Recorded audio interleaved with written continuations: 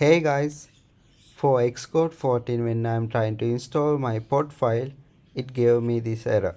Error occurred when executing pod file. Runtime error.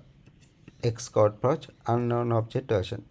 To fix this, we have to go ahead and say brew. Now if you don't have this homebrew installed, you can search install brew in Google and find any guidance that how to install homebrew in your Mac.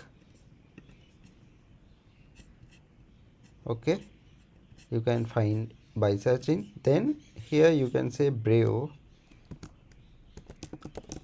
install cocoapods. Okay,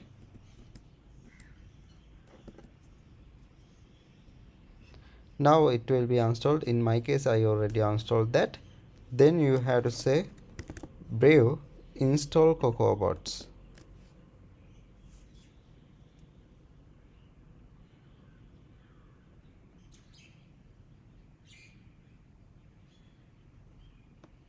Now it is downloading.